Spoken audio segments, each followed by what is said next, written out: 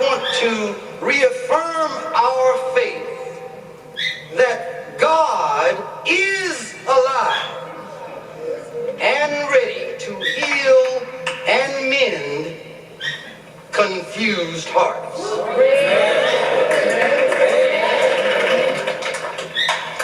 Before I come to you with the word this morning, I would like the choir to bless us with a song.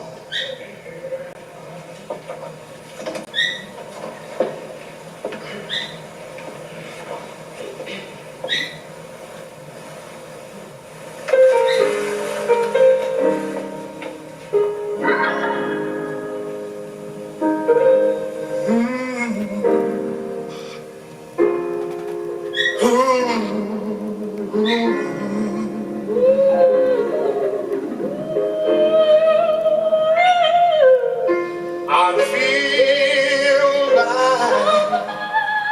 going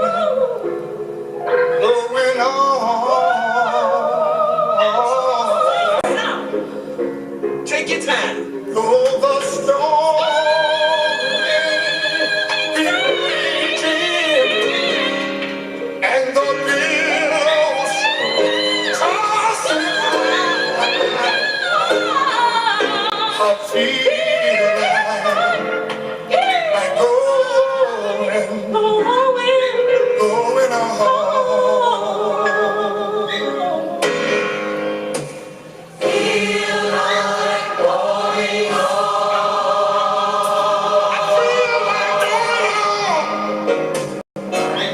Yeah.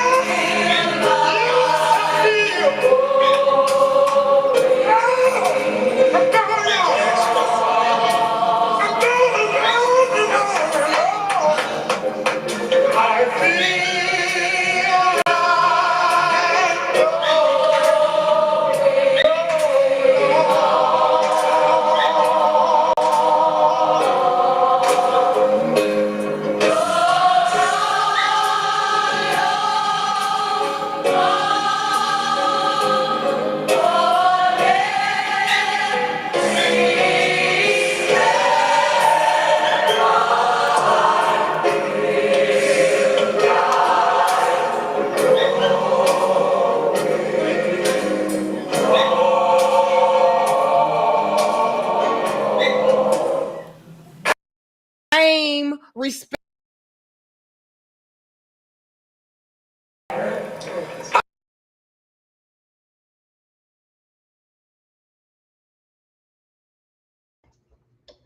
Good morning. Good morning. I had to come back and hit you guys with another. This is gonna be my final words on this Kevin Samuels situation.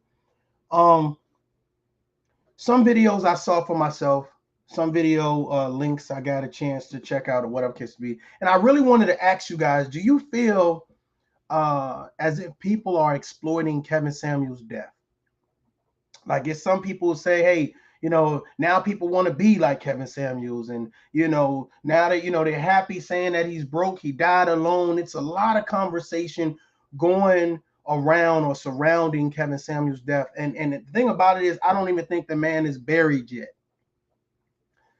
So I think that we need to have a fair and impartial conversation. I kind of pieced together some videos that I'm going to be playing for you guys so you can get the perspective of some things that I've been seeing.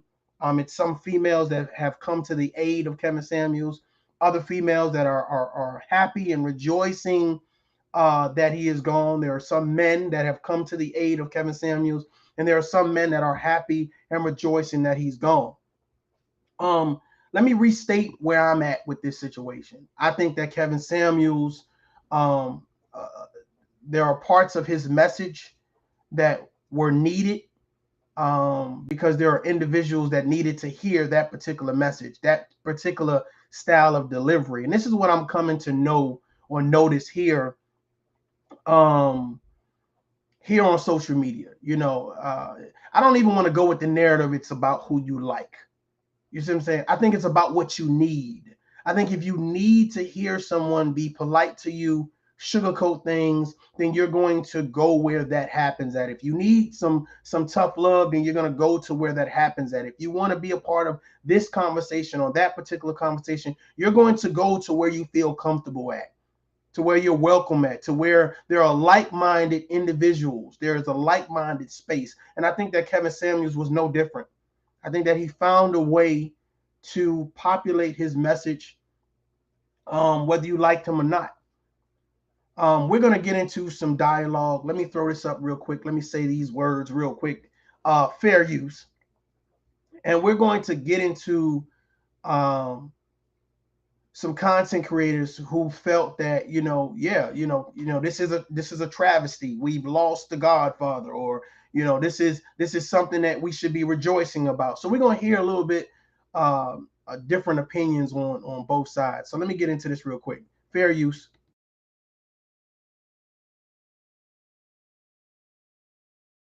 Fame, respect.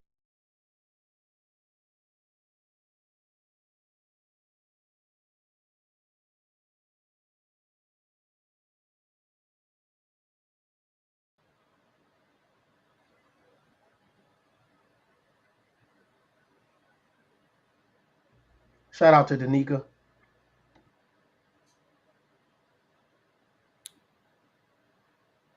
The exploitation and the clout chasing is real.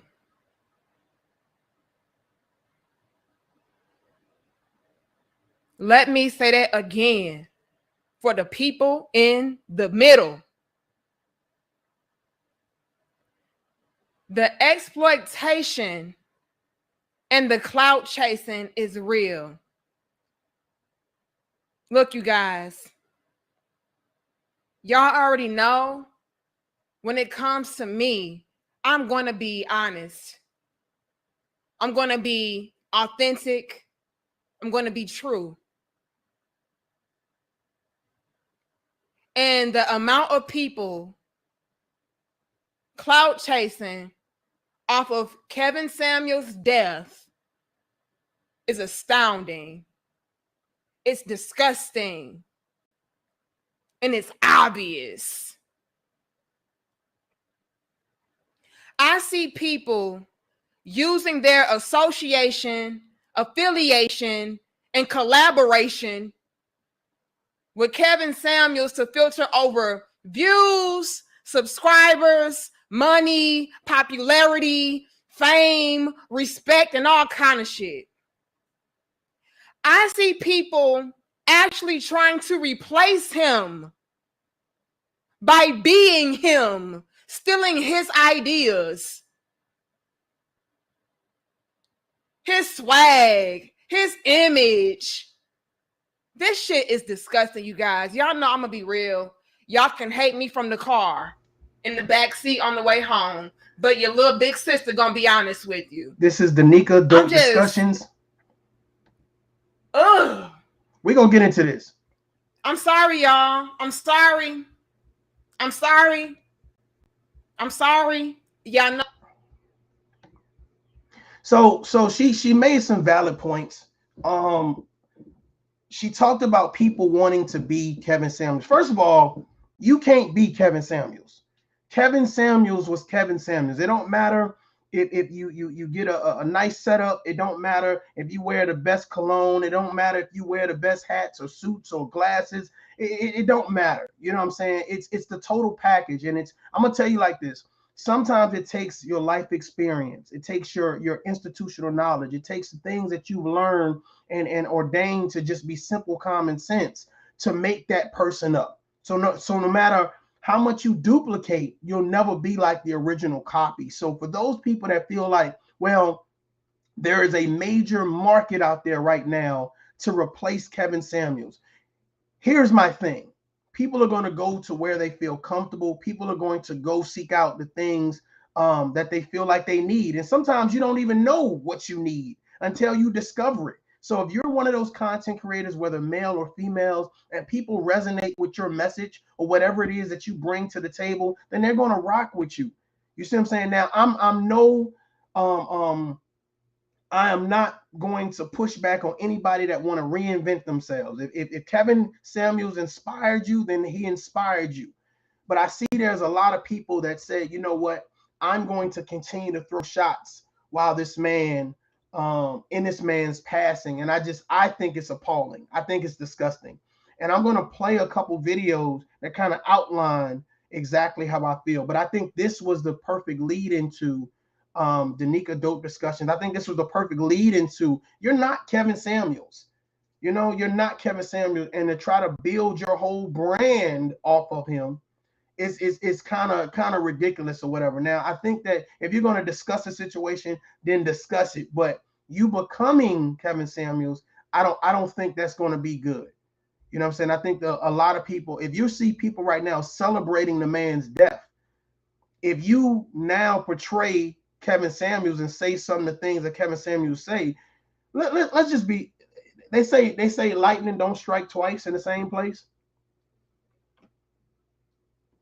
I want you to think about that. The likelihood of you gaining a Kevin Samuels audience is slim to none unless you start objectifying women or unless you start being stern and firm. Salute to everybody in the chat. Car, I see you. Jenny, I see you. Miss Lynette, I see you. I'm going to be dropping a link here after I play a couple more of these videos. But I want you guys to hear what Danica was saying, because I definitely agree. There has been people that are close to Kevin Samuels doing probably the major exploitation of Kevin Samuels to a certain extent. Let's get into it. No, I gotta call it how I see it. This shit is gross, bro.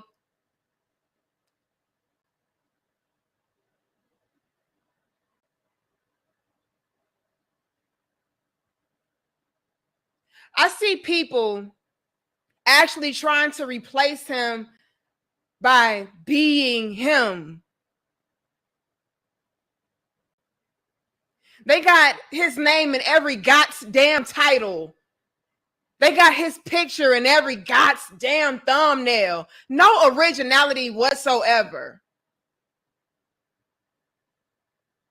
Look,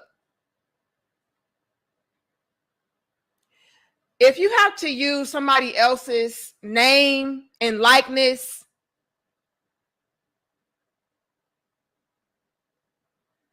to get clicks and views, you ain't got it.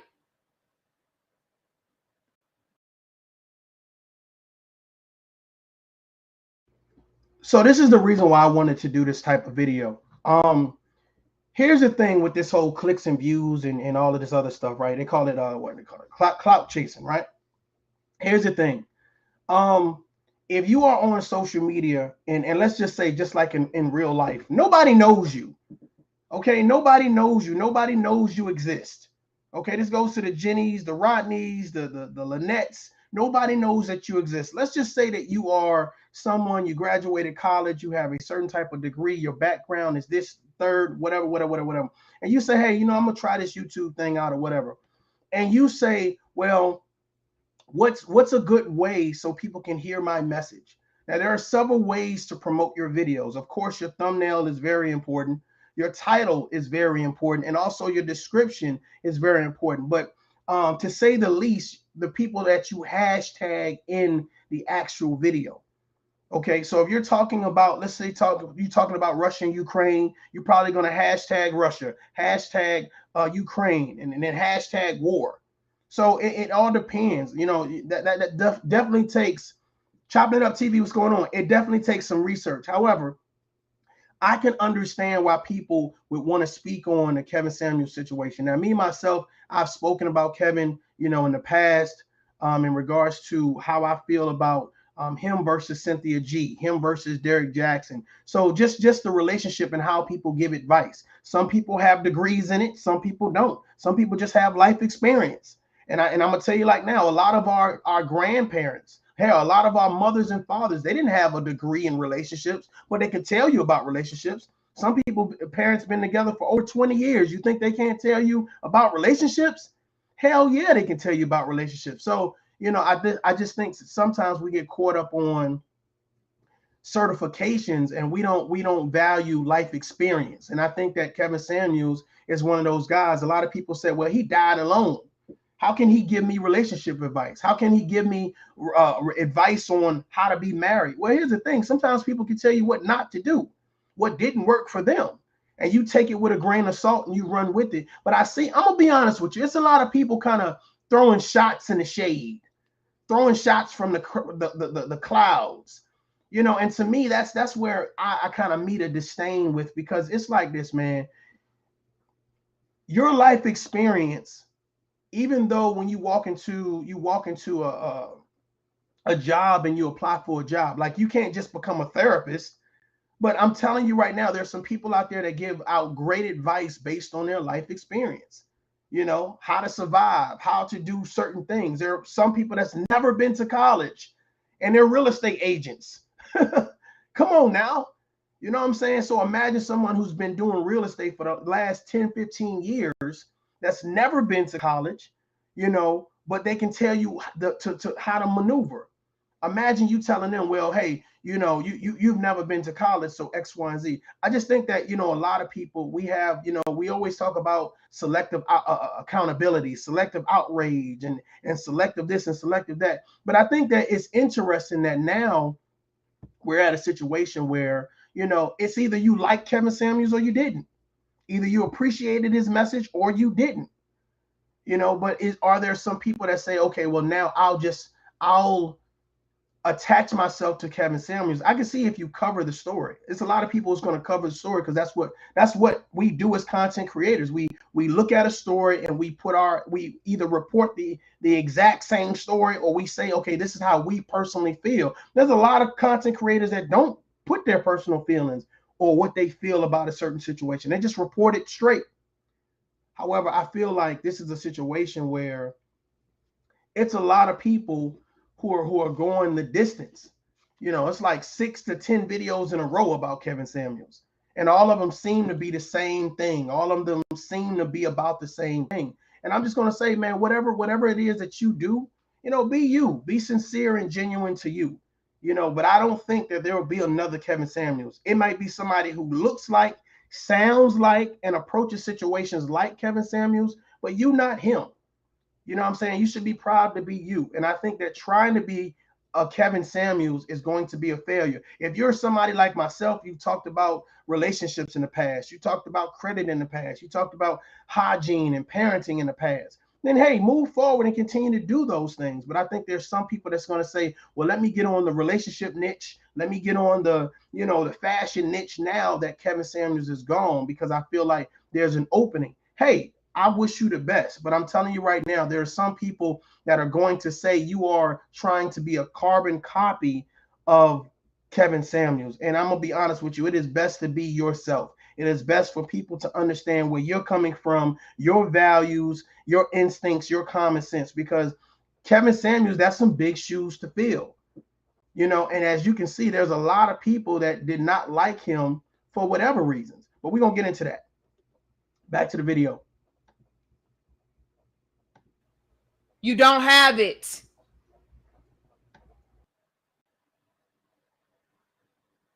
If nobody can come to your platform and want to listen to you based off of you, you ain't got it.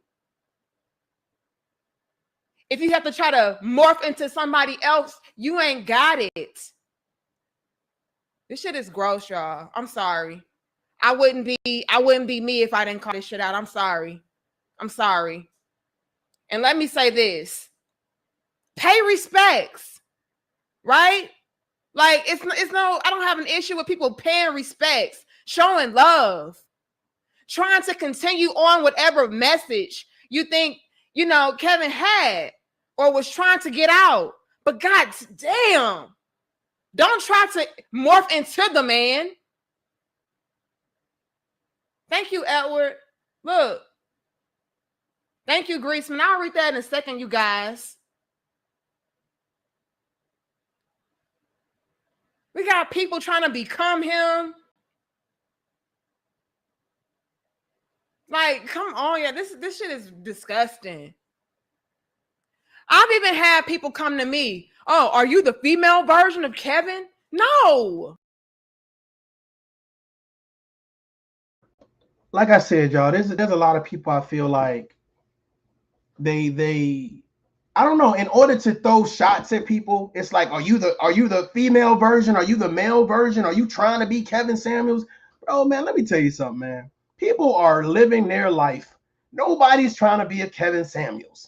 Kevin Samuels was Kevin Samuels, and he did that very well, and he was very successful at it. But this is what I wanted to tell, especially to content creators who are kind of getting their feet wet and getting established or whatever, man. Don't get discouraged. Like I heard what Danica says. Danica is a very successful YouTuber, attractive.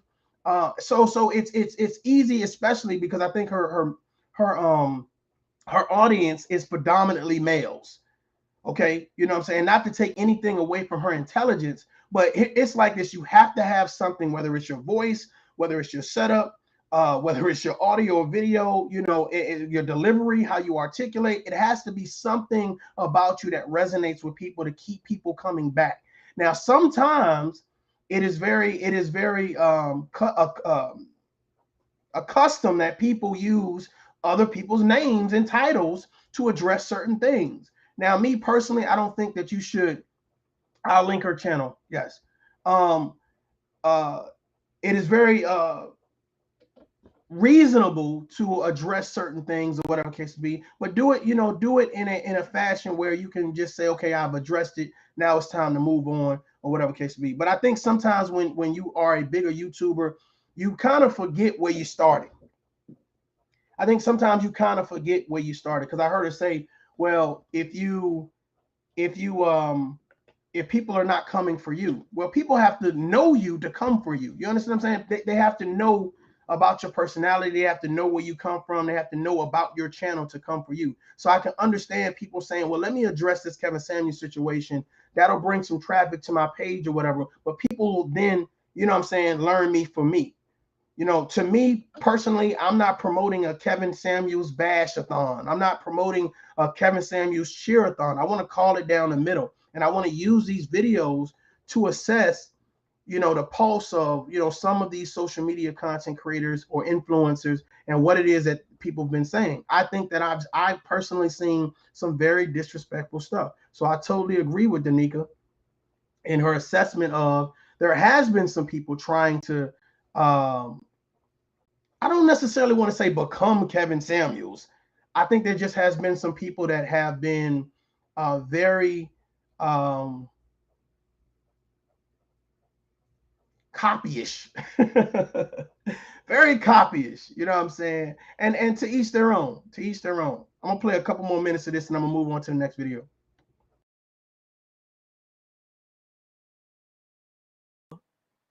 And why would you want to be any version of somebody else? Come on, y'all. Come on, y'all. We gotta stop. We gotta stop. We have got to stop.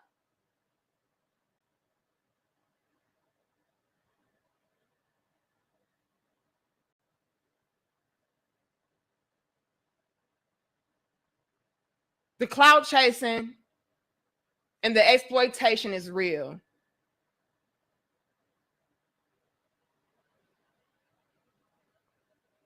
I have yet to even put Kevin's name in my title.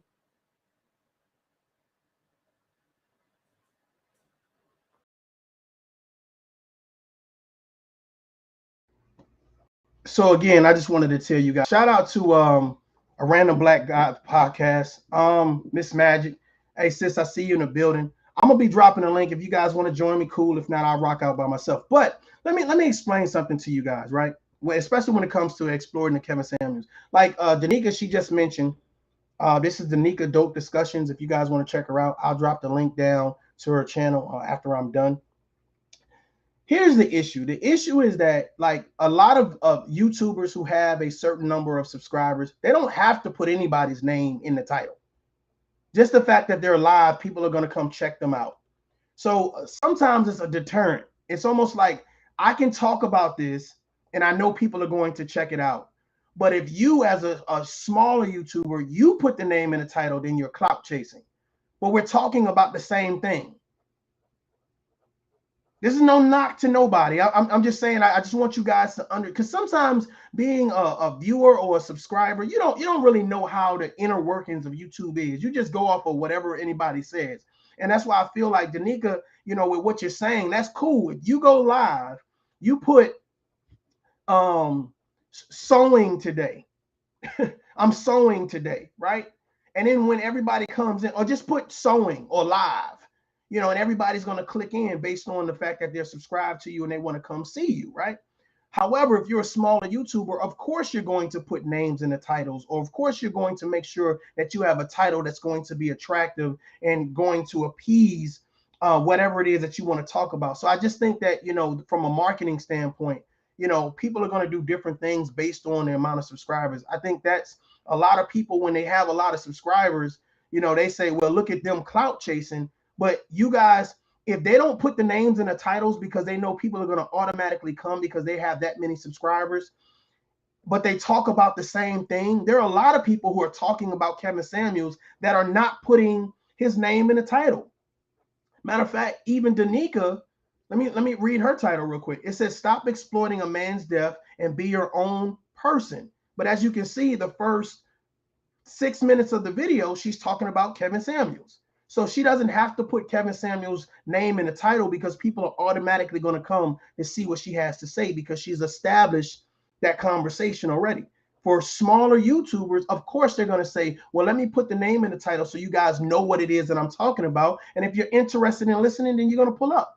So I just want to remain fair and impartial moving throughout this conversation. And I just think that sometimes when you are used to having a lot of people in your audience, you kind of forget where you started from. Because I'm sure that when you first start, you start to put people's names in the titles, especially to address certain things. And it's probably not bashing them or going at them or attacking them. It's just the fact that you want everybody to know this is what I'm talking about and this is the subject. So salute to her, though.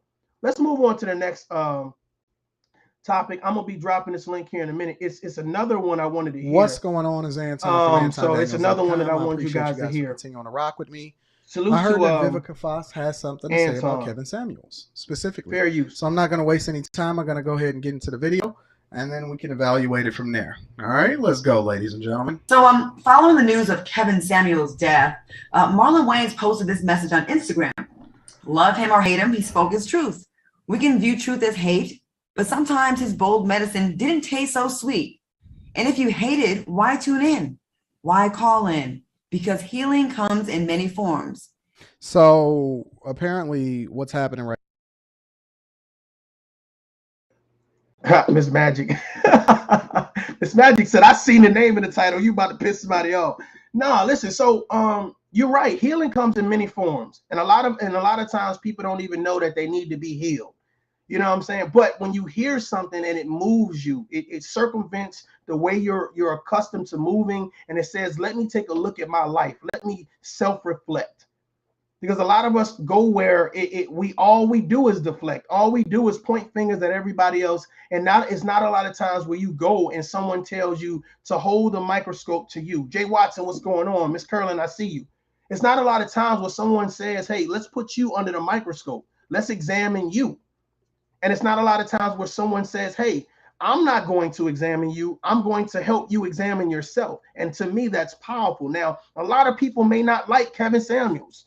And now a lot of people may be happy that he's gone. But to me, I felt that there was a bigger picture when it came to his particular style and his particular delivery. Because I'm going to be honest with you. Despite how many people are excited that the godfather of the manosphere is gone, there were a lot of women who got something from that. There were a lot of women who got something from that.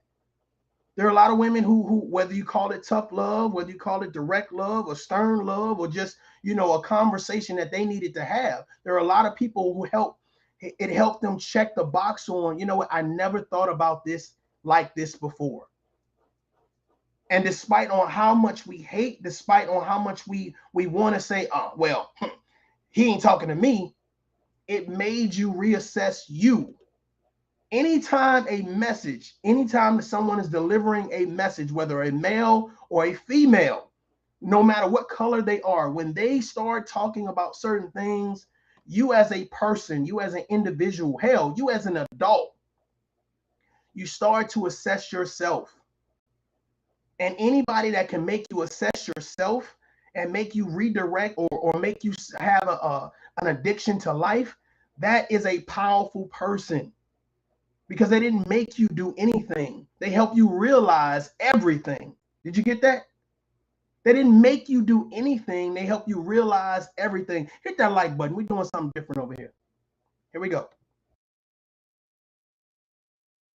Right now is they're going over Marlon Wayne's statement about Kevin Samuels, and they're going to react to that.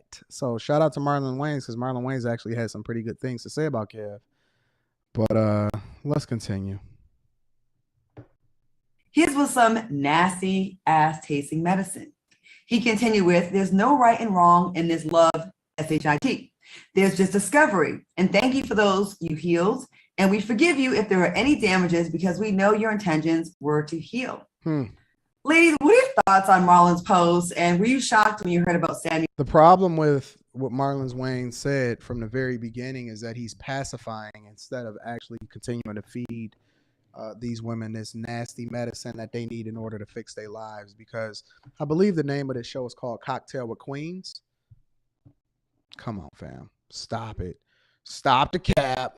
Kevin Samuels. Let me ask you guys a question. You seem to be having Let me ask you guys a question. If men are supposed to police men and women are supposed to police women, now there are some men out there, Uncle L, what's going on? There are some men out there that go to, they do a crossover, just like there are some women that do a crossover. And the crossover is them giving advice to the other gender, whether how good they are or how bad they are. Now, there's a lot of people that says, hey, as a man, a woman can't tell me nothing. As a woman, a man can't tell me anything. Now, you have those men like Kevin Samuels and Derek Jackson. You have those women like Cynthia G and Tanya TKO, and they do this crossover where they start to say, hey, this is what's important. Salute, Uncle Stu. They say this is more important than this, or this is less important than that. Or they start saying, well, this is a Pookie and a Ray Ray and a trash bag and a Dusty and a this. So here's my thing. Let me ask the audience a question. Should men only give advice to women? Should women only give advice to men? What do you guys think about that? I appreciate you guys hitting that like button. I'm going to be dropping the link here in a minute. Should men only give advice, only be allowed to give advice to women? And should women only be allowed to give advice to women? So gender on gender, coaching and conversation. Y'all let me know in the comments what y'all think. Jay Watson says no. I think that there are women out there that wants to hear a man's perspective. I think that there are females out there that want to hear a man's perspective. And I think there's men out there that want to hear a female's perspective. I think it's needed. I think as long as it's healthy, I think it's needed. But the issue that we have is we have people that have not healed internally themselves. A Random Black Guys podcast. I'm gonna just call you Random, bro. But he says all perspectives are necessary. Jay Watson says yes, it is necessary. I think all of them are needed. There are some people who grew up without fathers who need someone that has a maturity level that promotes a certain level of common sense, life experience, someone to give them some guidance. Somebody to break things down and help them see a clearer picture. Someone to help them heal. Someone to help them heal. Now, I noticed that a lot of times when you hear women or men, when they gather, whether it's the womansphere or the manosphere, and I know I got some members of the manosphere here, or whatever case may be, so I'm going to say this as kindly as possible. Sometimes you don't want to hear from a woman if you're in a manosphere. Sometimes you don't want to hear from a man if you're in a woman's sphere. And some people go out and they promote that. And then what happens is when you have people that are weak-minded, You know, they say, well, I heard over here, you know, that I shouldn't be, as a man, I shouldn't listen to any women. And they carry that throughout their relationships, both professionally and personally. And then that stigma comes that we can't listen to women. We can't listen to men. And then the hardship of not having a conversation, forget the tough conversation, not having a conversation at all because your points don't matter. And that friction continues and continues and continues. So when you get somebody like Kevin Samuels, oh, that's a room shaker. You know what I'm saying? That Derrick Jackson, to me, he's going to ease you in. You know what I'm saying? And he's going to put you in a position where he wants you to be at. But to me, Kevin Samuels is, to me, he's going to force you to actually look at yourself and say, well, if this is what you want, these are the things that you need to have. And I felt like there were a lot of women who, even though they were able to check the block on the first 5 things, when they got to that 6th thing that they needed to have, you know, a lot of them struggled with that. And because they struggled with that, this is what I notice happens here in real life. Random says, the best advice I receive is from a woman. Okay. Salute, Biggie. This is what happens. Normally when people gather together, you know, especially in the Black community, right? And we promote outrage for something, right? It's always in a negative fashion, and it's always reactive. It's never proactive. You know, it's never proactive. It's never let's get together and discuss a situation to provide solutions. It's always let's get together and provide some type of cancellation. And that's what I noticed a lot of people did for Kevin Samuels. Let's get together and not talk about his talking points. Let's get together and try to cancel him. And normally what happens is the fight to cancel someone promotes the fight to defend someone. Something to think about. Something to think about. It's just like when you have someone, let's just say you as a content creator, you know, you have someone leading a smear campaign against you. Whereas you lead that smear campaign, there are going to be other people who look at that and say, well, no, that's not how I see it. That's not what I heard. That, you know, so there's going to be a natural combatant that happens. Anytime you have someone pushing a narrative, is always going to be somebody pushing back. That's what people need to understand. And for Kevin Samuels, he had people pushing back on, hey, why don't you want to hear this type of message? And why does this type of message affect you so much? A lot of people say, hey, he's putting Black women down. I'm about to drop the link. He's putting Black women down. He's discouraging Black women. You know, he's making us look bad. Now, this is my question to anyone that this may resonate with. If a content creator or influencer has a message and you feel that you are not up to par as a man, as a woman, as a parent, as a friend, as a spouse, as a coworker, as a citizen, as an adult, if that message resonates with you that much, then that's something that you need to do a self-evaluation with.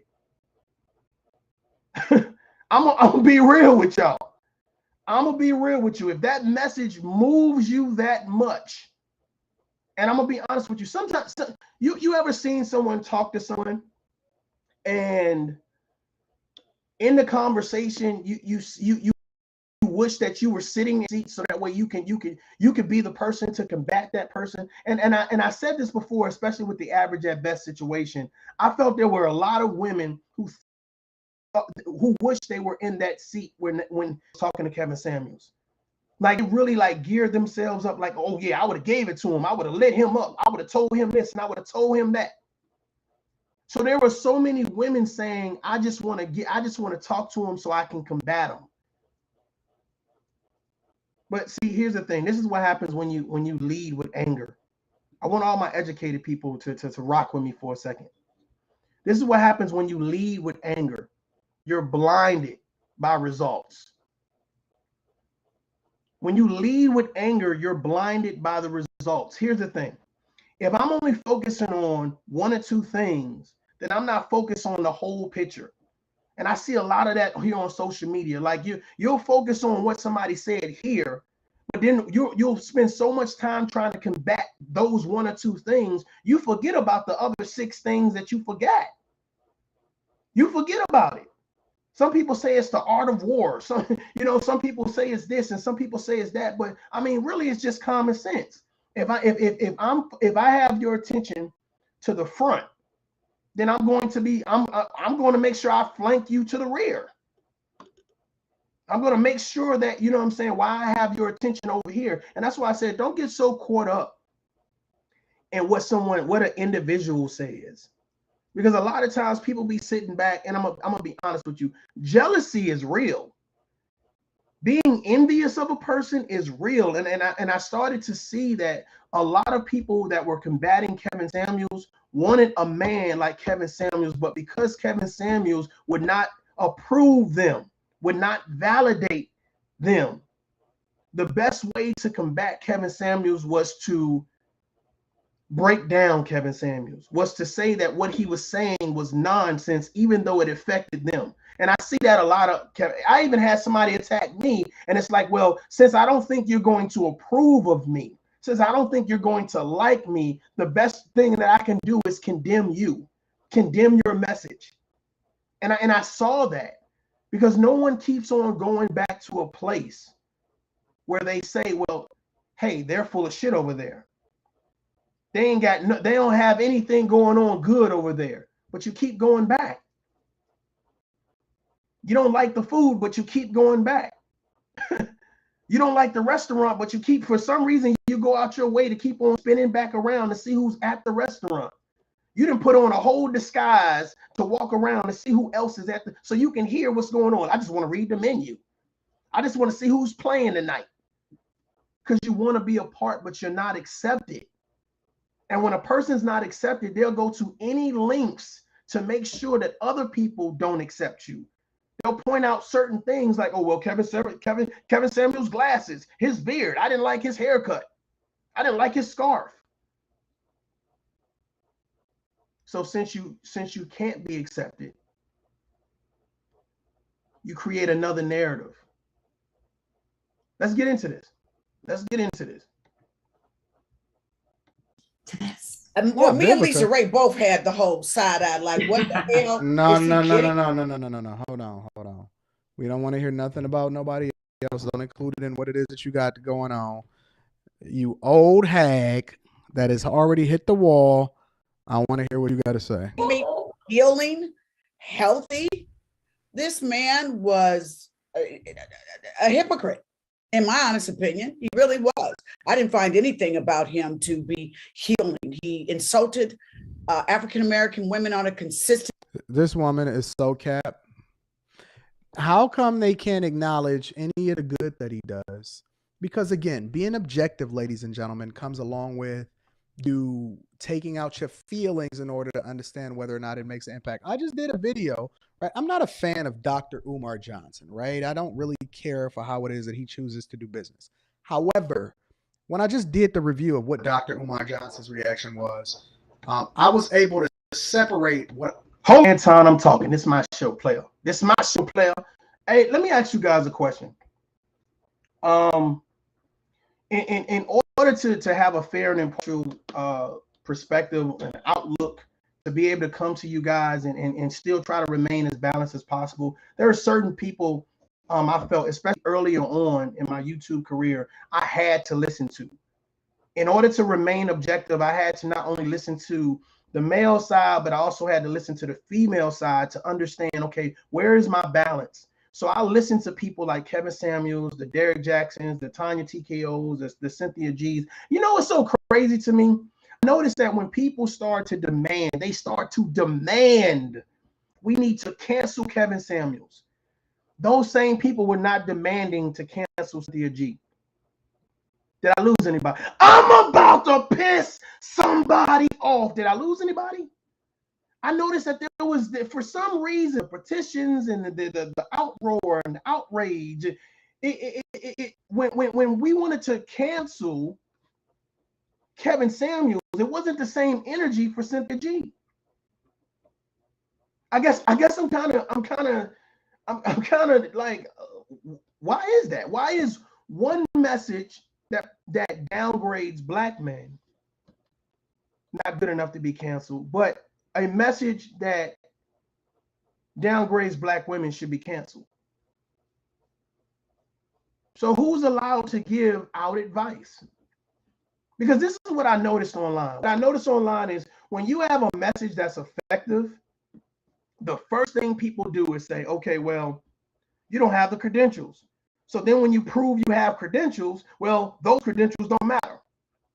Okay, well, why don't they matter? Because you'll accept advice from someone who never had credentials.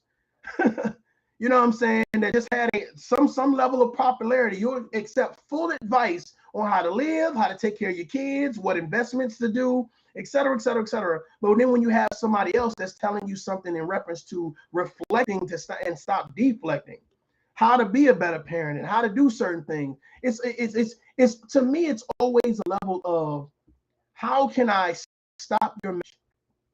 Now, I'm not saying that Kevin Samuels had this great, phenomenal message. I'm saying that some of the things that Kevin Samuels said, regardless if you were a man or woman, regardless if you were black or white, some of the things were undeniable. Some of the things, yeah, you might want to check that out. You know, just like Cynthia G. I think Cynthia G is, she definitely has a great deal of intellect. However, this is what's crazy to me. I noticed that the people that for some reason, when it comes to the left side of the spectrum, let's cancel the left side, but we'll totally ignore the right side. And to me, that is the most hypocritical shit ever. It's like, dude, if you don't like this, why do you like that? You know what I'm saying? That's like me saying, as a black YouTuber or as a male YouTuber saying, you know, we shouldn't be calling each other names.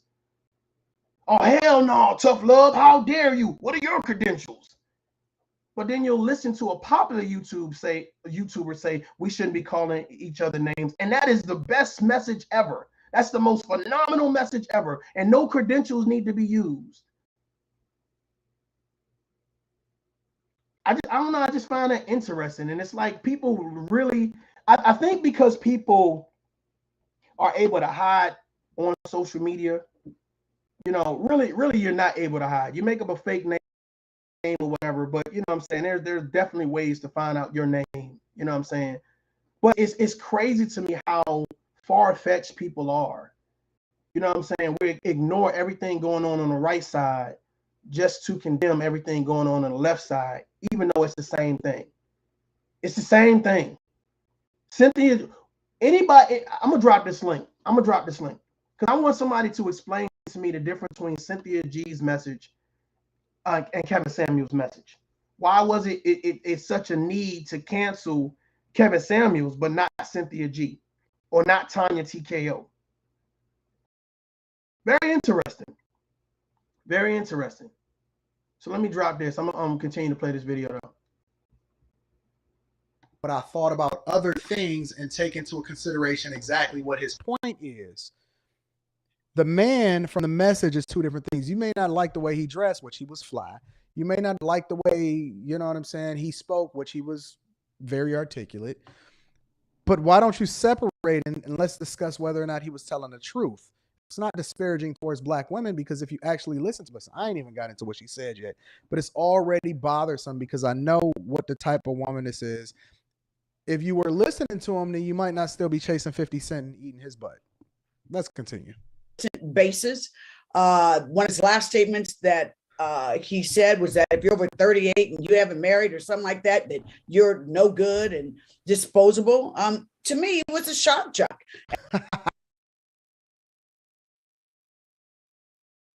This is funny to me, man. Let me pull up Uncle Stu. What's going on, big brother?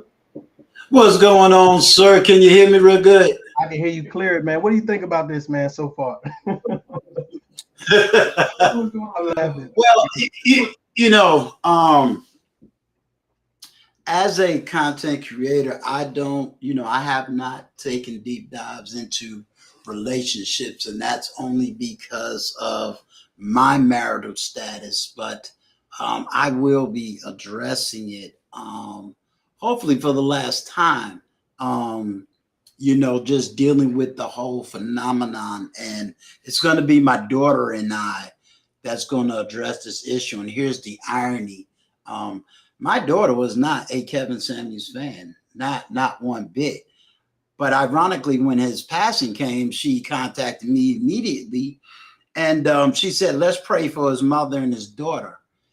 So my daughter didn't carry this vitriol that is happening. And we had a 1 hour something conversation yesterday. She doesn't understand the vitriol that's being taken place and the celebration of his passing.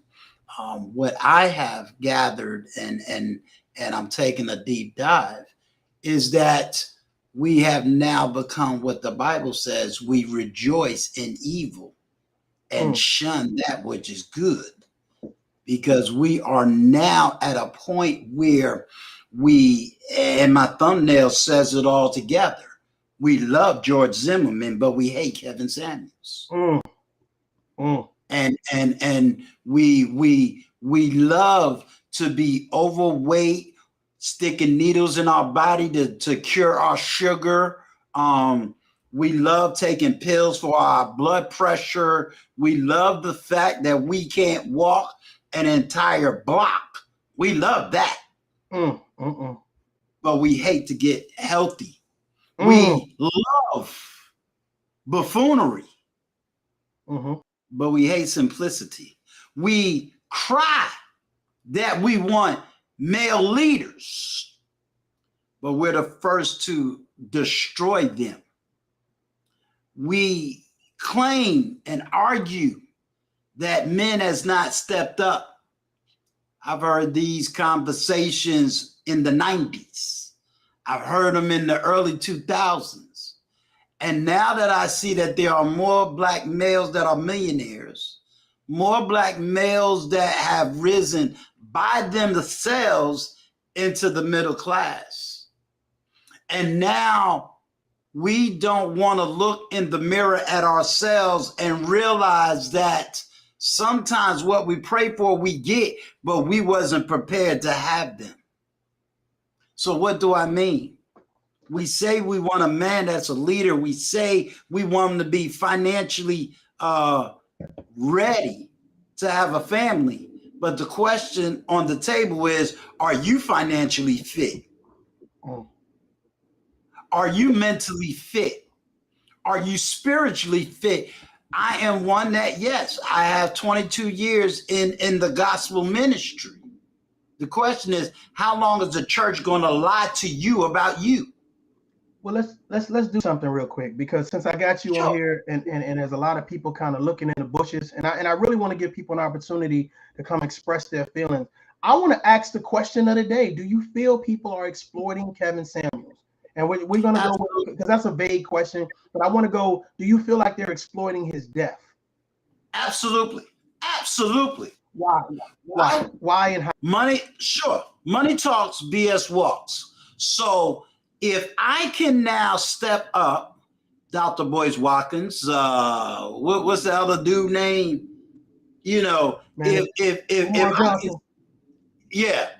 If I can now step up and get my 10,000 K by condemning this man, hey, 10,000 K may give me $200-$300 that I wasn't able to make before. If I agree. And for women that, let's say, didn't have a voice, now they can get a bigger platform by crucifying his name. So absolutely, when I say that this will be the last time that I'm going to mention his name in the sense of on a live or in a video, it is because I didn't build my platform off of Kevin Samuels' name. There you go. I didn't build myself off of his content. So my money wasn't his. You understand what I'm saying? What I make comes off of Uncle Stu's voice, Uncle Stu's experience, Uncle Stu's knowledge. Now, at the same time, if someone came up and wanted to go against them, my argument has always been, show me the video. Let me hear what he had to say in the proper context. Because you can take anything I say chop it up, dice it up, and make me sound like a total fool, or make me sound or say something that I did not say. Yeah. Or definitely. it was taken out of the context. This is go ahead, finish your statement. Okay. So whenever I wanted someone to give me what he said in proper context, I've discovered and analyzed they never did. They never can bring me the proof. They always will say, oh, well, he took that video down, or he did this. And I'm sitting up here saying, there's never been a video he's taken down. Why? Because he is who he is. Why would he take down a video? You know what? First of all, salute to my sister. She's in the building right now. Sis, what you got to say about this? Salute to you all. Salute to you all, the chat moderators, tough love. You came in here with a heat. Ooh, baby, it's about to get spicy, muy caliente up in here, baby. Look, let me tell y'all something, ladies. Y'all about to get your panties in a bunch, and I'm gonna tell you why. I watched a lot of Kevin Samuels stuff, right? His content. Even though I didn't agree with a lot of what he said, he did make a lot of valid points. And I'm gonna tell you this. Anytime it comes to self-love and self-evaluation, the key word out of all of that is self. No one, I don't care who they are, should be able to tell you who you are. You understand what I'm telling you? No matter who's talking, you should be able to take something from that particular message and hopefully maybe apply it to your life. Now, if what he said got your panties in a bunch, got you mad, hating yourself, hating other men, then baby girl, that means you got some things that you need to work on that you have not touched bases with yet. And you can't blame that on Kevin Samuels. And that's just keeping it a bean. You understand what I'm saying? So a lot of women, like I said, gonna be mad about it. But hey, sometimes the truth hurts and it cuts like a knife. But it is what it is. Sometimes you got to get that tough truth, because some people have been pussyfooting around for so long, and people have been telling you what you want to hear and not what you need to hear. There's a big difference. There's a big difference. Can I add to what you just said? Yes, sir. Yes, sir. Salute to you. Salute. Let me add to what you just said. I am, by the grace of God, a disabled vet. Persia Gulf. Thank you for your service. Thank you so much. Yes, and I don't talk about it a lot, but I'm over six figures by myself. And I come from a strong background. And when I was single and dating, I rejected a whole lot of women because they was not up to par. Period. Exactly. If you couldn't climb my steps, then what we gonna do in the bed if you can't barely breathe? Hey, you got a point.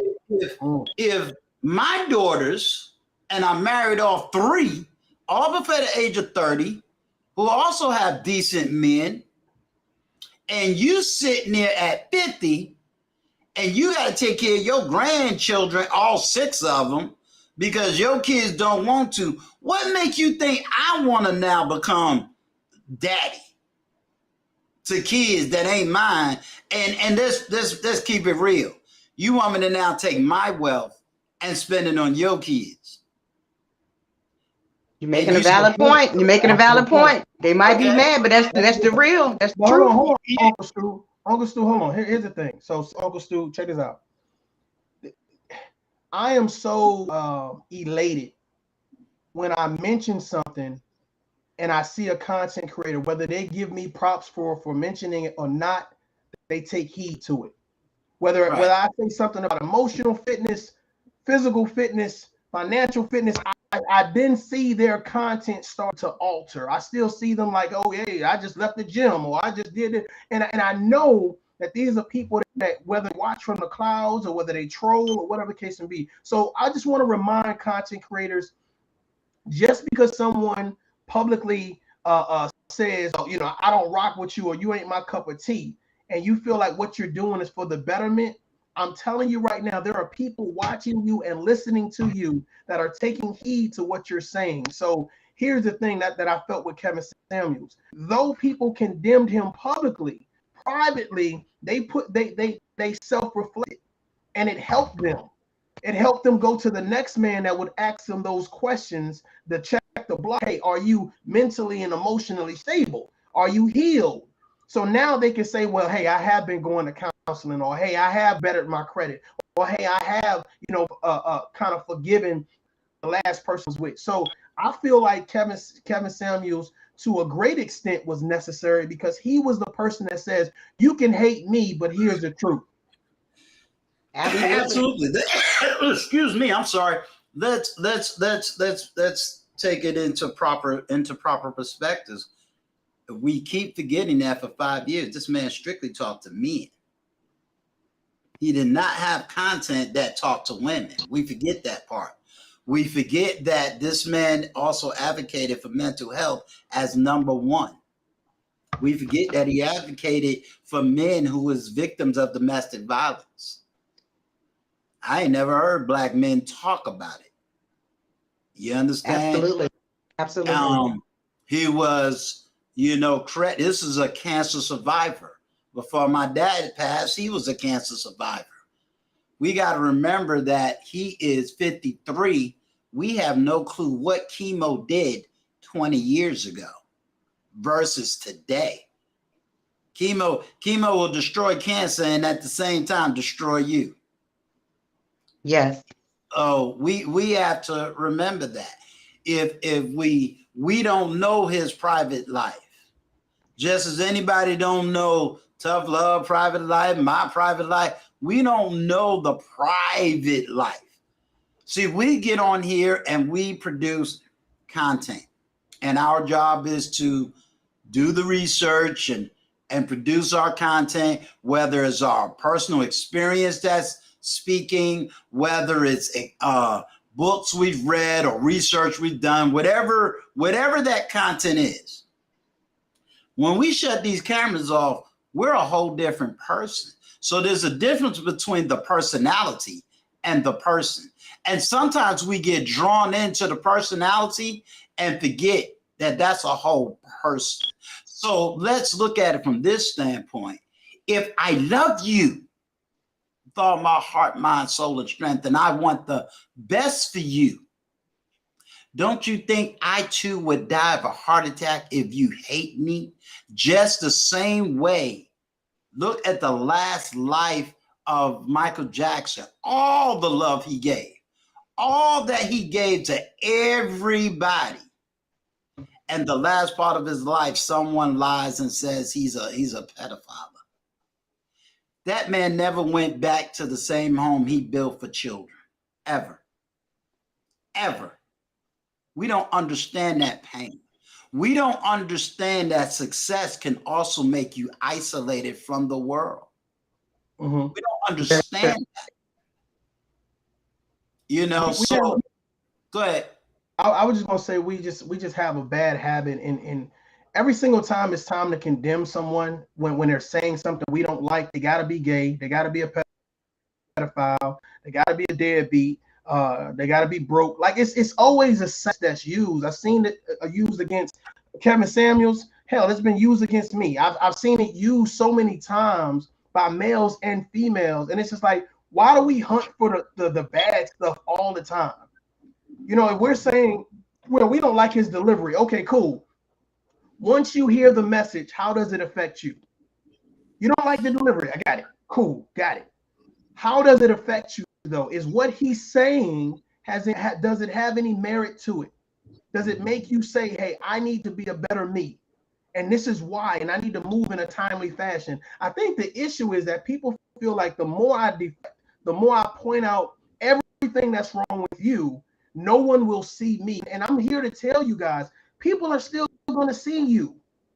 No matter how many times you do live video, you talk shit for hours and hours and hours, people are still going to say, well, what about you?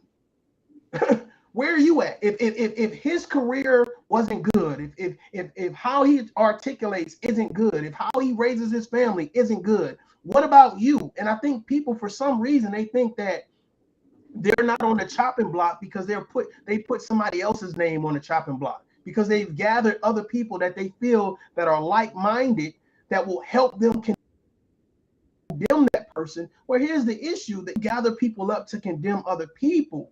Those people are waiting to condemn someone else, and that someone else may be you. Absolutely. I Sis, agree. what do you think? Matter of fact, hold on. Before you say something, let me do something because there's another part in this video I would play. This is Vivica Fox responding to Kevin Samuels' passing. I want you to kind of hear how she I'm going to talk to you today put this about out. this word called So you're bothered by it's the hit dog that hollers. Now it's making sense. Now it's making absolute sense why this woman is absolutely destroyed because she fit the narrative of what Kev was saying. And, you know, I hope this is teaching folks a lesson about the karma that you put out, the negativity that you put out in the world, that when karma comes knocking at your door, she might not be so kind. So, you know, the fact that This ugly heifer is literally one of the women and why so many regular everyday women are celebrating someone's death. I said it before, I'm going to say it again. When you see people, I see some of the worst, most vile people have peace in their death and that they're able to have whatever it is and a family can mourn and all of that. They do some of the most egregious things on earth, but Kev, for some reason, is so polarizing. It pierced their hearts so much that they didn't even feel compelled to say nothing prior to him asking. Now you want to talk. Don't talk now. Don't talk he now. killed over real quick and was supposedly with a woman that we don't know yet know the nationality. What a ugly hoe. Rest in peace. And who would want to marry something like that? I don't even want to see Lisa Ray. Maybe y'all do Lisa Ray. Ooh, they all looking like aunties on the. Augustin, what you think about that, man? Well, I saw Anton Daniels live. I've seen O'Shea. O'Shea was the first one to do the commentary on that. The answer to that is single women keep women single. Bitter women keep women bitter. We have lies of the church that keeps women single for them. You know, so with that being said, I think my video is going to explain it all. If you don't know where karma is, karma has nothing to do with death. Karma has to deal with cycles of life. And, you know, when it comes to the vitriol, at 54, going to be 55 in a couple of months, I'm used to it. I've heard all of this back in the 90s. I've heard black women degrade black men to the point where I'm more scared of the black woman than I would be of the white man because she's trying to kill me. You know, it's a powerful statement, but we can. I definitely would challenge any woman to come up and let's talk about it. Yeah, I'm dropping this link, bro, and I'm hoping that people feel free to come up. This is not I'm not gonna an attack. I'm not pro Kevin Samuels. I just feel like some of the things that he said needed to be said. I mean, that's how I feel. Some of those things needed to be said, and I think that it forced a lot of women to do a self-evaluation, and men. It forced a lot of people to do a self-evaluation. I think that depending on what topic I'm on, I think it forces a lot of when you listen to ToughLove, it actually does the same thing in its own type of way. I think Uncle Stu does the same thing, and there's a lot of content creators that even though their mission is not to say, well, I'm going to make you self-reflect, I think that based on what they're saying and how they outline it, it causes you to just naturally self-reflect. Well, I look at it like this, and again, you know, I give a lot of interviews where I allow people to express what they want to express. And I don't necessarily, I don't go off of talking points. I want to know how you got from point A to point C in your thinking. You know, if you can't explain to me point A, point B, point C, and I'm seeing disparities between A and C, then we're going to talk about the disparities. You know, if you somehow at the age of 35 think you know more than somebody at the age of 60, I need to know how you came to that assessment. You know, if you think as a woman, you know, if you tell me as a woman, hey, I had 3 boyfriends and they all cheated. Well, I need to investigate that because something else is going on and it ain't all them. You know, if you come to me and you tell me, well, you know, I like to cuss and drink and smoke and twerk at the club, but I'm looking for a godly man, we got something's wrong with that picture. You understand? You step up to me and talk about, well, I'm a godly woman, okay, and I start laying 3-4 scriptures on you, and you tell me, well, I ain't never picked up the Bible. What do you mean you want a godly man and you're not a godly woman? Just because you go to church don't mean that you're practicing exactly what's written in the word. Just because somebody makes you feel good doesn't mean you're good. So if we take medicine, medicine doesn't taste good, yet medicine is made to do what? Heal whatever is sick within us. So it's a very thin line to be a content creator that wants to bring as much of the truth that we can speculate without being crucified and condemned. I think that regardless of what you talk about, you're always going to have a degree of pushback. I think to me, it's not the pushback itself. It's the amount of people that agree with the pushback and how long they agree with it.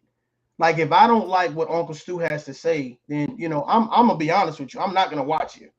I'm not gonna watch you. Right. I'm gonna troll you. I'm cutting you off because I realize that what I'm trying to do is totally different. But I think I find it interesting when I see people say, well, I don't like you, but I'm still going to watch you just to talk about you. And it's just like, what type of world do we live in where we're taking our time to do things we don't like? I don't like spinach, so I ain't going to eat it. I don't have that type of conversation. I don't give no critiques on it. So it's just like, it's interesting because you're really, to me, delivering, I like spinach, but I can't afford spinach. You know what I'm saying? So it's just like, it's just interesting to me.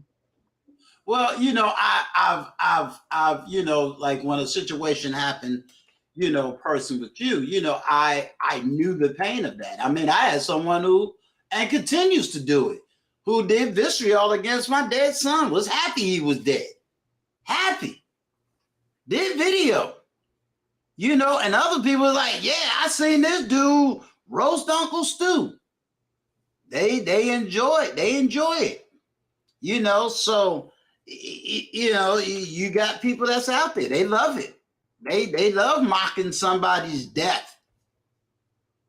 You know, but they're the first person to talk about, I'm a man. Let's talk about man-women relationships. Dude, yeah, you just did a whole thing, you know. Yeah, that is crazy. That's crazy. You can't say nothing. You know, you don't feel like battling with people that really ain't in your life. You know what I'm saying? Even when you try to help that person, there ain't nothing you can really do. You see what I'm saying? But this is the mentally sick world that doesn't want to get healed from so-called stuff. I mean, you can't sit up there and tell me, oh, Black people are suffering from trauma, but then you don't get help for the trauma. I mean, if you know what the problem is, why aren't you going out there getting a solution? You know what's so crazy, Uncle Stu, is, to be honest with you, brother, I'll listen to someone speak about a problem and then encompass the solution in the same statement, in the same video, on the same channel. Right. And then here's the thing, you know that these problems exist. You know what the solutions could be, but they don't promote those solutions after the conversation. There are going to be no other videos. Like you may stumble across something that's good content, or stumble across a good solution, but for some reason that's not the direction they want to go. And I feel like there are a lot of content creators, and this is what I'm about to piss somebody off. This is what really gets up under my skin, because it's like you scared to say something positive or give solutions because nobody wants to hear or see or like and share or donate to something positive. But you would rather sell your soul, devalue your integrity, and whatever everything else, just for a like. So it's not a lot of people trying to build anything. So when we get people like Kevin Samuels, who said, well, hell, if you're gonna hate me, you're gonna hate me, but I'm gonna say the shit anyway. You know what I'm saying? If the outcome is some type of betterment for you, then the outcome is gonna be some type of betterment. But I just think that there are some people, it's not for betterment. What they're saying is not for anything that's going to be taken into consideration to better a person's life. It's always going to be to hinder people. And I think that YouTube should really do a better job at condemning hate speech, cyberbullying, slander, defamation. They should do a very, once they review your video manually and they have those things in there, you shouldn't be allowed to be on YouTube. Hell, you shouldn't be allowed to be on no social media platform, because we got enough bullshit going on as is. And that's where the only reason why they don't do that is because of the terminology called censorship. And I agree with you that things should be, things that I would rather see talked about, we can't talk about. But at the same time, you're absolutely right. And for some people, saying bad things or evil things gets them the likes, clicks, and views. So we also got to look at the audience, because I can only produce what people want at the end of the day. You understand what I'm saying? Like, at the end of the day, if I'm producing decent content and people want that, I'll produce more. But if all of a sudden buffoonery is the only thing, do I want to say I'm going to produce buffoonery? No. But if I'm desperate and this is my only source of income, I might have to go down that road. Let's be honest. Who's making more money, shock jocks or the nice guy? I mean, definitely shock jocks. But here's the issue. Just like we have people saying it's people that trying to be these up and coming Kevin Samuels. I will never fall into that category, because I've been talking about what I've been talking about, you know what I'm saying, way before Kevin Samuels ever met, any unfortunate demise. But we have people that are trying to be Kevin Samuels, right? But we also have people that's trying to be, more or less shock jocks. They don't get paid. Let's just be real. Let ToughLove be real for 1 second. They're not getting paid. They might be making $100. Might be making $100. So really, the energy and time that you're putting into condemning others, disrespecting others, is really not necessary. I'm gonna be honest with you. If you ask someone how much money are you really making, I'm gonna be honest. I guarantee you it's less than $100. I'm gonna even cap it. It's probably less than $300. Well, I'll say this. If they're doing a live, and I've seen them where they've been on lives for 4 or 5 hours to make $400-$500. They felt they put in a good day's work. Some people, I'm going to say, I don't really think a lot of people are trying to be the next Kevin Samuels. I think there's a lot of content creators that was on like him before. They just didn't package it the way he packaged it. His message was not unique. Right. His conversation was not something brand new. That's the other thing that I get people to understand. There you go. What this man was saying, men been saying for decades. It ain't nothing new. Yep. I totally agree. I totally agree. Totally. But this is what Kevin Samuels, you said something that I said in the past in reference to packaging. Now, to me, in order to package this message, you have to worry about the details. He did a good job at worrying about the details. How did he present himself? Right? How did he speak? whether it was music to fragrances, whatever it was, he packaged this entire thing and said, okay, now it's going to be very difficult for you to ignore me. So then we got to a point where, you know, I had ladies saying, yeah, okay, he got a nice suit on. Yeah, okay, he's well groomed. Okay, yeah, he's handsome. Okay, but I don't like how he speaks to me. Okay, cool. You don't like how he speaks to you. Is what he's saying the truth? Yeah, hold on. I gotta grab this call. I'm here. Just hold on. Okay, do your thing. I'm gonna go ahead and play this video. All right, good morning, good evening, good afternoon, gentlemen, my brothers and sisters, citizens over at YouTube, Pastor Dollar. Well, this morning I received a communique in my email that says, rest in peace or rest in power, Kevin Samuels. And, you know, it's inevitable that in this life that we're all allotted a short period of time to exist and to live. Now, he's a polarizing figure, image consultant, dating advice coach, married a few times, and all I know about the man. I didn't know him personally. He probably knew of me. I knew of him. That's about it, just on the internet. But I do give my take on this morning, and not the fact that he has gone on and passed away. I want to bring attention to something. I want to bring the attention to something that is always ignored by this world. It's amazing to me that when we live this life in this world, and I'm not just talking about Kevin Samuels, I'm talking about everybody here on the internet, is that, you know, we're watching bodybuilders die because of abuse of drugs and steroids. We're watching people passing out and going away young today. Opioid crisis, and we just have a epidemic, a pandemic to, on a grand scale. But the one thing that people never, ever talks about, even in the midst of the United States of America, where it's literally a satanic society and Satan is celebrated, be it Hollywood, be it Disney, be it here on the internet, it's always celebrated. But the one thing that people want to ignore is the sole purpose, the reason why we are really, truly here. We only get one chance at this life and one chance alone. And there was a man that came by the name of Yahshua HaMashiach, or commonly called Jesus Christ. And if many of you never even knew him, I tell you what, and you don't even talk about it and you don't keep the commandments, I would say that it would be an untimely death of anyone who gets up out of this life right here without even recognizing him, serving him, or acknowledging him, because his death was not in vain.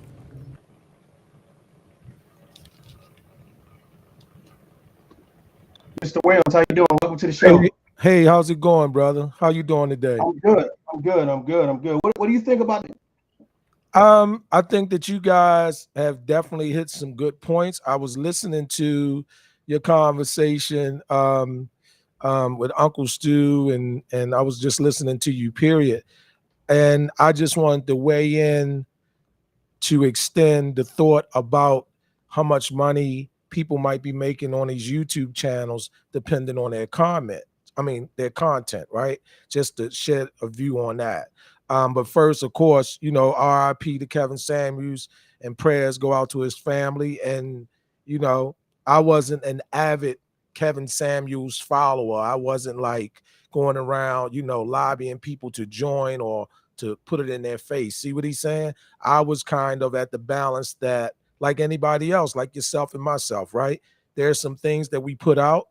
Nobody's spitting the absolute truth, but if your spirit and your heart is there and that's what you stand on, then I just want the takeaways. You know, I'm not here to prove you wrong. I just want the takeaways and maybe grow or extend my thoughts to somebody else that might be having a conversation about it.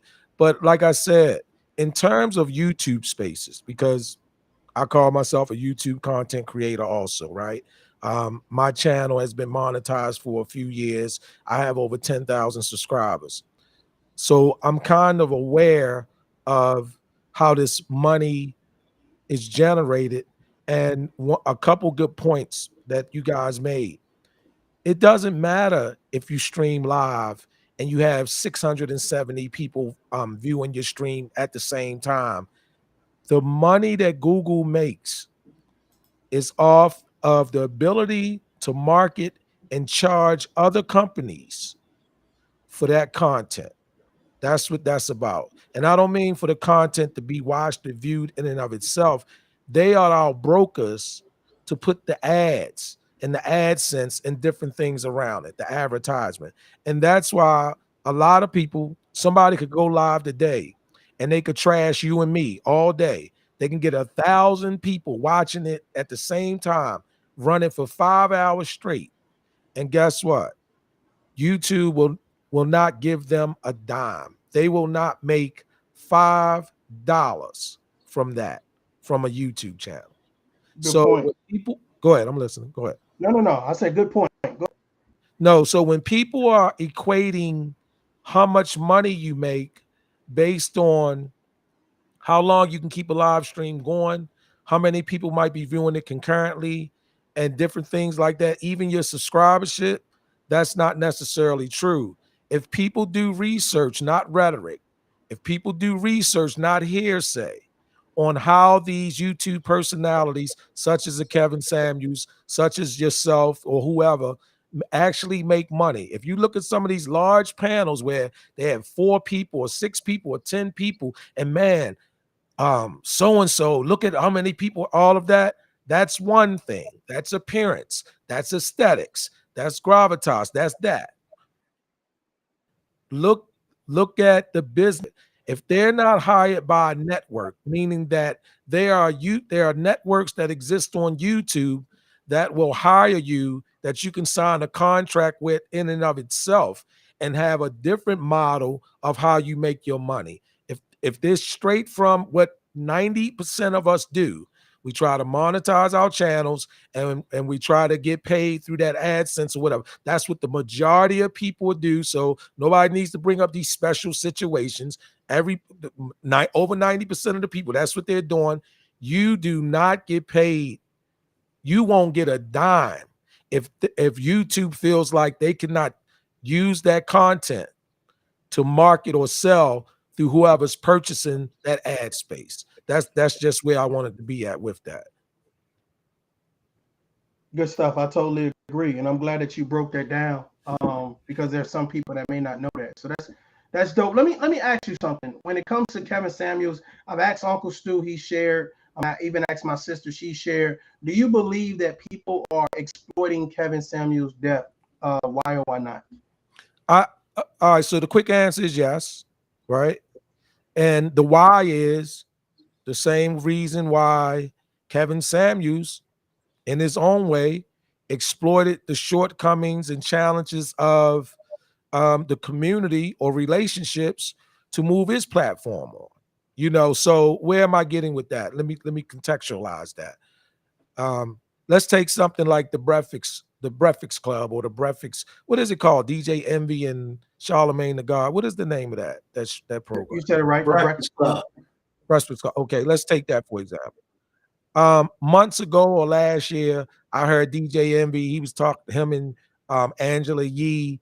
They were talking about Kevin Samuels. Somebody made a reference to him. And I'm just paraphrasing, so don't nobody go get something put in the comment. No, this is technically what they. No, I'm just paraphrasing, but just to add context. They was talking about, yeah, Kevin Samuels. That guy was out there in front of some high-end store trying to meet people and sell a product and whatever like that. And then he was calling them a lame, and Angela Yee was calling what he was doing as weird, and they had all kind of whatever's for it. See, that looks good and it sounds influential, and that way that may influence people that listen to that. Why? Because they're at the Breakfast Club, because they have the infrastructure, they're part of mass media, they have the resources, the tool, the budget. They don't have it in and of themselves, Angela Yee, Charlemagne the God, and DJ Envy, but they're part of that institution of that. But what is the difference between what they really do if you remove acceptance and subliminal seduction and all of those other things than a Kevin Samuels? He just didn't have the budget. He didn't have that infrastructure. He didn't have whatever that took it behind him. So the same way that they would make fun of him standing in front of a store trying to get customers or contact lists. Then you go to listen to these motivation speakers and these inspirational speakers, and they say, well, why you won't go stand in front of the store and sign people up? Why you won't market yourself? See, we call it marketing when it's successful and embodied in the institution that we accept and embrace in our everyday life, like a TMZ, like a View, like a so-and-so. But when you look at it at the individual base level, it is a level of exploitation there. Why wouldn't it be? Now, is it for nefarious reasons? In other words, is my spirit to talk about tough love, to beat up tough love and to slay him? No, I want to grow my channel. I'm marketing my content, but at the same time, there is a level of exploitation there in and of itself by the term definition. But it's not necessarily nefarious to you. And one more thing, people might be able to grow and actually use the content for greater things. I hear you. I'm going to play this real quick because I'm going to be wrapping this up in probably the next 10 minutes. But before I wrap it up, I'm gonna play this video, and I want you guys to tell me how you guys feel about it or whatever. So I'm about to play it right now. It's Tanya TK here, and boy, oh boy, oh boy, we have some news. You know, when I first heard this news, I was thrown aback, taken for a loop. I don't know, but we're going to get into all of it. Apparently, Kevin Samuels, Godfather Kitten Heels, has died atop a plus-size prostitute. That is all we know. That is, well, you know what? We know a few more things other than that. Like, we got some pictures. But you know, let's start out by getting this notification to the text notification squad, because everybody needs to come in because your girl is on vacation. You know, I am deep in the bellows of relaxating. Okay. What I'm gonna do, I'm a first of all salute Tack. I was on the phone call, so I couldn't speak to you earlier. Hey, what's up, Uncle Stu? All right. Let me say this, and this is how I will end it. Anything that anyone could say to try to make the message or the ideals of a man hypocritical. My question for anybody in the panel or in the chat or anybody that listens later on, does it actually change the outcome? Because I like what Tack had to say. At the end of the day, is it going to make me now run to a woman that I still didn't desire prior to Kevin Samuels? Good point. Is it going to now make me accept something that goes against my own personal preferences? I mean, is that what it's going to do? Is it going to now say, okay, we're going to just all of a sudden pile into the church that has rejected us for over 15 years? Are we going to now run back to the church? Is it really going to cause that much of a change? You know, when Malcolm passed, when Dr. King passed, when, you know, the Black Panther Party, did it really change people to go back to something that they fought so hard to come out of? I doubt it very seriously. So what is it really meant to do? And are we that delusional? So regardless of what she says, she's appeasing, as Tack would say, she's appeasing her base. That's what we do in politics. We appease the base, even though the base is where it is. If I set up a live stream and everybody knew I didn't like Kevin Samuels just argumentatively, and I said what I wanted to say on that's already going to be a norm. That's already going to be expected. So what am I doing? Just appeasing my base. The base, we was right all the time. But the same base, the question is, yeah, but have your life changed? I like to read comments where people have said, Uncle Stu, you said this, it changed my life. Or you said this and I didn't think of it that way. Or Uncle Stu, you know, your life is similar to my life. I don't talk about my family as much. It has nothing to do with doxing, but I say it all the time. What good is it for me to be a certain type of a male or a certain type of a father or a certain type of a husband if I can't help you to be that same way? And my experiences is just that, mine. Because what I was able to succeed in and get over, a lot of people couldn't do it. Everybody can't go into the military. Heck, I don't watch people where it be 60 of us is in a platoon, and by the time graduation, it might be 35. So everybody can't make it through basic training. Everybody can't make it through AIT. Everybody can't make it through the military. So maybe the way I did it can't be for everybody. So I say that to say you asked very early on in the conversation, you said, should we be separated? I believe that we should be separated and then come to a neutral point, meaning, you know, let the men really talk it out. Why? Because regardless of what women believe or have been led to believe, men's voices is gone. What you're hearing, whether you hear it from a Kevin Samuels or O'Shea Duke Jackson, Obsidian, Angry Man, myself, what's shocking to women is we didn't know that y'all felt this way. We didn't know why. I asked anybody, I asked the panel, I asked questions. Can you name me 5 heterosexual men that's on national television today? Can you name 5? Everybody scratches their head where it don't itch.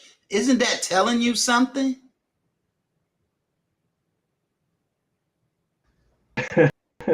You said they scratching their head where it don't itch. Where it don't itch. You know, can you name 5 black male intellectuals?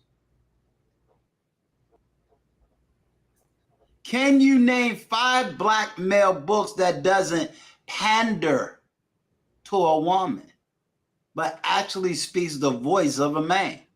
Where's the W.E.B. Du Boises today?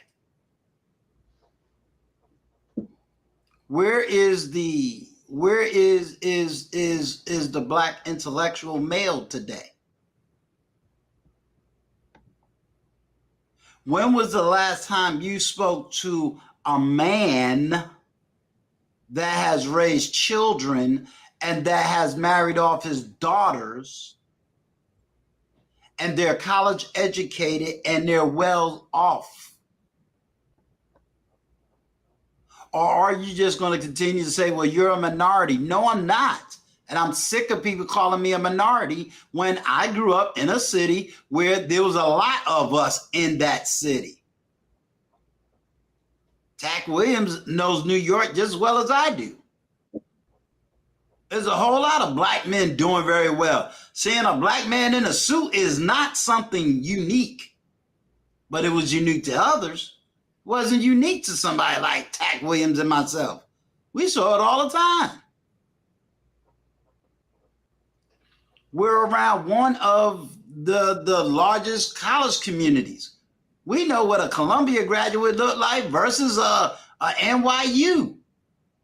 We talk to these brothers all the time. The question becomes, have you experienced it? Is that experience something new to you? What are you defining as toxic masculinity? I speak with a baritone-based voice. Yes, at times it may get preachy. That's because that's my background. But I'm not trying to preach you into heaven or hell. It's just the tone of my voice. I hear you. I definitely hear you. Tack, what do you feel about what Uncle Stu just said? Oh, I mean, Uncle Stu is the teacher, man. You know, Uncle Stu is the teacher. I mean, like the way that I try to move through this world is um, I try to recognize when I'm the student and when I'm the teacher, and it happens real fast. It's like in a name of a second, you got to know to sit down and listen. Fall back and take it in. A lot of people, a lot of us, what we try to do is we in a position of authority based on our experience, and so we can go anecdotally, viscerally, as well as empirically in terms of evidence, projecting ourselves through our experience, whatever like that. But in the instance, you got to know when you when you the student, that way you can be a better teacher. So everything Uncle Stu is saying is for growth. It's for everybody. It's not for Uncle Stu. It's not for me. It's not for you. It's for people, right? So I'm the student, and so I agree totally with what he says. See, my thing is this. My thing is this. Like I say, viscerally is a gut feeling. Anecdotally is how we see it, our perspective from where we at, and of course, empirically is the closest thing to something being tangible. Is the actual thing, and here's the video to prove it, right? So many of us are right in our own rights, and many of us are wrong in terms of the judgment or as we sift through it, right? My thing is the spirit, is it coming from a place where you're giving, you're not just proving? You've done the proof of concept. You know what it feels to get hit by a train or whatever that situation is. So that's why I say when I determine or discern the spirit of it, then I'm looking for everything that's correct about it. I'm not looking to slay, chop down, snip, nothing. And it's still not going to be absolute, but it's good enough for me to move forward with something better than I jumped on this call with. So the two things that I'm moving forward with, if this call was to go dead right now, was you allow me to come on, no judgment, and Uncle Stu weighing in. You providing the voice and Uncle Stu weighing in with those jewels. So that's where I'm at with it. Hey, before I let you gentlemen go, do me a favor, shout out your channel, let people know the name of it, and just a brief synopsis of what it entails so people can go subscribe. I appreciate you, brothers. Y'all in any order y'all want to go. You can go, Tat. I was going to say I'm gonna let the teacher go first, but all right. See, that's the thing. That's what we have to do as human beings. We have to race to the finish line of humility sometime. Yeah, my name is Talk Williams. Everybody calls me Tack, but it's pronounced Talk like TikTok. So my name is Talk Williams. It's just TAK, space Williams, and I have a YouTube channel that's all over the place. So if you're the type of person that don't mind looking at one type of content today and a different type of content tomorrow, yeah, you can come over to the channel and check me out. And that's pretty much it. But I'm gonna say click this like, and get over here and support and subscribe and check out this content on ToughLove's channel. And definitely you got to go up there and get the lessons from Uncle Stu. Uncle Stu just not doing interviews. Uncle Stu is bringing them in, bringing different people in, and he has a whole, he got a curriculum of things over there that we can learn from and share. So I want to say thank you to ToughLove too. I appreciate you, brother, man. Have a great day, man. All right, thanks, man. Yeah. One and only Uncle Stu, you got it. My name is Uncle Stu, the old man on the block. My YouTube channel is Uncle Stu, the old man on the block. Right now, most of my content is dealing with interviews, but you're also going to get some political and social commentary as well. I do have open platforms where I'll give a monologue and I'll allow people to, come up and share their knowledge, wisdom, or experience. And then we just have, conversations. I do not have major open platforms, meaning you'll rarely see me have an open panel where I got 7 people screaming at each other back and forth.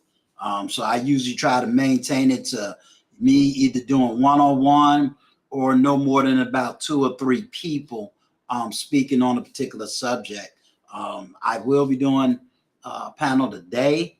This will be the last time I really speak about Kevin Samuels and this whole Kevin Samuels situation. 9 times out of 10, it's going to probably be a joint collaboration between me and my oldest daughter, who's just going to speak. And we're just going to ask people to, take a deep breath. Let's heal and let's move the ball forward and understanding what love, healing, and community is really about. And that's it. Oh, Stu, I always appreciate you coming through, man, and dropping, your knowledge. Forget the jewels, knowledge, and giving your perspective and point of view, man. Thank you, man. It's always a pleasure. Same here, my brother. All right, you have a good one, Tough. You too. You too. All right, I guess I'm up, y'all. So I'm gonna give my little quick little breakdown on a few things, and I'm gonna get up out of here. Let me encourage you guys about a few things real quick. One is Kevin Samuels was a messenger, like many of us. Had a platform, and some would say, right and dirty would say, an influencer. Learn to listen to the message.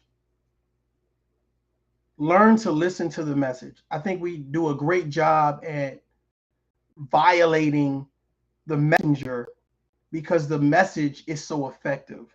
And if the message is effective enough to make you say, I can better in my life, I can treat people with more dignity and more respect, I don't have to spend my time doing a lot of craziness and a lot of negativity. If that message is that effective, and for some reason it demolishes your ego or it makes you feel less worthy, I can tell you that messenger, particularly, probably it's not to condemn you, it's to try to help you. I know that there's a lot of people. I know when you're so accustomed to people gathering to hurt one another, gathering to disrespect and degrade one another. I know it's difficult when someone is saying, hey, let's look at some things that's going to actually be an asset to your life. I get it. I understand. But I want to make this creed right now. If you come and you listen to the ToughLove conversation, I'm going to try to put the best people that I have within my arsenal, within my YouTube arsenal, to talk to you guys and give you guys a balanced perspective. It's not about us promoting hate. It's not about us bashing men. It's not us bashing women. It's not about us bashing children or communities. It's about us actually sitting down, promoting solutions. Was Kevin Samuels a solution? For some, he was. For some, he was. For others, we probably got that tough love or that self-evaluation from other things, whether that's therapy, whether that's a family member, whether that's a spouse. Hell, even our children can sometimes lead the way into self-evaluation. But I just want to encourage you guys that don't feel like you have to fit into the crowd if you have a message. Don't sell yourself short and lose the value of your voice because you feel like if I say that, everybody won't stand with me or everybody won't cheer for me. Some things need to be said that are unpopular for the right reasons. I don't personally navigate towards people who always spend their time condemning other people. That's just not my cup of tea. That's just not cool. Everything is some type of cynicism where it's just like, well, let me point out these small things about you so that way people won't like you. That's just not me, but I can see on social media that's a big thing. That's something where, hey, I can hide my face or I can show my face, but it's always about let me down the next person. And me personally, I wasn't raised like that. I didn't belong to situations like that. It was always about helping someone else. It's not teaming up against people. It's not condemning other people. And I feel like with Kevin Samuels, I do feel like there's some people that exploit it or are exploiting his death. I truly believe that he had a message. I truly believe that there are a lot of people who have a message. Don't lose your message because what you're saying may be unpopular, especially if you can push it towards a positive narrative. If Kevin Samuels forced you to say, let me get my credit fixed, let me have a better relationship, hey, let me lose some weight, hey, let me travel more, whatever it was that made you say, let me do a self-evaluation, then you needed a message like Kevin Samuels. Let's stop playing, let's stop pretending. You needed that message to get off of your ass, whether you're a male or female, because you knew that when it came time to sit in that hot and someone asks you questions about yourself, well, let's talk about your education level. Let's talk about your credit score. Let's talk about home ownership. When you knew that you didn't have the answers for that question, there were a lot of people in an outroar. Well, let me stop his message. Let me stop his reasoning and his logic, because guess what? That's going to put me on the spot. That's what Vivica Fox, to me, that's why she's so excited that he's gone, because she thinks that there's no other people out there that could dare sit down and write down these questions and say, well, hey, let's do a lot of self-reflection. You're over 35, 37, 45, or whatever case may be, and what you promote is single women staying single, single women not healing, single women deflecting. So you're going to need someone to tell you it's not healthy just to deflect. At some point in time, someone needs to come along and tell you the truth. Ladies and gentlemen, I am Mario J. This is Tough Love. Until next time, adult up. Peace.